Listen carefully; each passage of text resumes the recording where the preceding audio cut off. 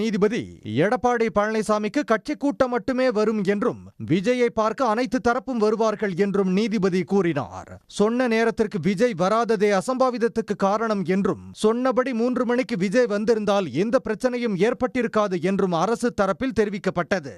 இவ்வளவு பெரிய கூட்டம் வரும் நிலையில் ஏன் மைதானம் ஒன்றை கோரவில்லை என தாவேகவுக்கு நீதிபதி கேள்வி எழுப்பினார். அதற்கு கரூர் மாவட்டத்தில் அன்று சம்பள நாள் என்பதால் பிரச்சாரத்திற்கு யாரும் வரமாட்டார்கள் என கணித்ததாக தாவேக தரப்பு கூறியது. காலாண்டு விடுமுறை மற்றும் வார விடுமுறை நாளில் குறைவான கூட்டம் வரும் என எப்படி கணக்கிட்டீர்கள் என்றும் நீதிபதி கேள்வி எழுப்பினார். விஜயை பார்க்க குழந்தைகள் கண்டிப்பாக வருவார்கள் எனும் நிலையில் அதற்கு தகுந்த இடத்தை கேட்டிருக்க வேண்டும் என்றும் நீதிபதி தெரிவித்தார். அதிக கூட்டம் வரும் என்பது விஜய்க்கு தெரியுமா, அவருக்கு சொல்லப்பட்டதா என்றும் நீதிபதி வினவினார். கூட்டம் அளவை கடந்து சென்றது தெரிந்தும் நிர்வாகிகள் ஏன் பிரச்சாரத்தை நிறுத்தவில்லை என்றும், அந்த தகவலை விஜய்க்கு நிர்வாகிகள் யாரும் சொல்லவில்லையா என்றும் நீதிபதி சரமாரி கேள்வி எழுப்பினார்.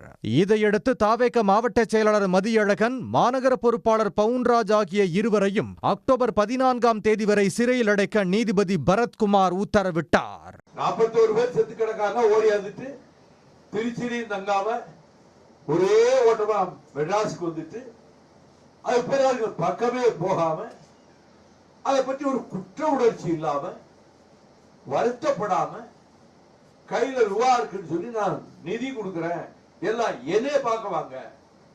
எங்கேயும் துஷ்டி கேட்க போறவன் இளவு கேட்க போறவன் அந்த வீட்டுல போய் தான் கேட்பானே தவிர அந்த துஷ்டி வீட்டுக்காரன் இளவு வீட்டுக்காரன என் வீட்டுக்கு வாரா இளவு கேட்கிறேன்னு தமிழ்நாடு சரித்திரத்திலேயே யாரும் செய்யாத பித்தலாட்டத்தனம். நாம எந்த பிரச்சனைனாலும் ஸ்பாட்ல போய் நிற்போம். ஸ்டெர்லைட்ல துப்பாக்கி சூடுல செத்து கிடக்குறாருன்னாங்க. நான் 9:30 மணிக்கு தூத்துக்குடிக்குள்ள போயிட்டேன். அத்தனை வீட்டுக்கும் போய் முடியும் போது விடிய காலம் 3 மணி. இப்ப எனக்கு உடம்பு சரியில்லாம அப்பலோவுக்கு போயிட்டேன். எனக்கு கரூருக்கு போக முடியல. இந்த ஹெல்த் கண்டிஷன்ல போக முடியாது. முதன்மை செயலாளர் காலையில அவர் போயிட்டார். எதையுமே செய்யாம திரைப்படத்தில் இருக்க வரைக்கும் சம்பாரிச்சிங்க. இப்போ விட்டுட்டு வந்தீங்க. நான் பல்லாயிரக்கணக்கு கோடி விட்டுட்டு வந்தேங்கிறீங்க. யாருக்கா விட்டுட்டு வந்தீங்க? இப்படிப்பட்ட ஒரு அரசியல் தாங்குவாரா சார்? அதெல்லாம் நான் சொல்லலை. நீங்கள் கேட்ட கேள்விக்கு நான் பதில் அவ்வளோதான். தாங்குவாரா போவாரா, அதாவது அனுபவம் வேணும். இது சாதாரண விஷயம் இல்லை. இன்றைக்கி என்னாச்சு, திட்டமிடாமல் போன காரணத்தில் தான் 41 வகைகள் நம்ம பழி கொடுத்துட்டோம்.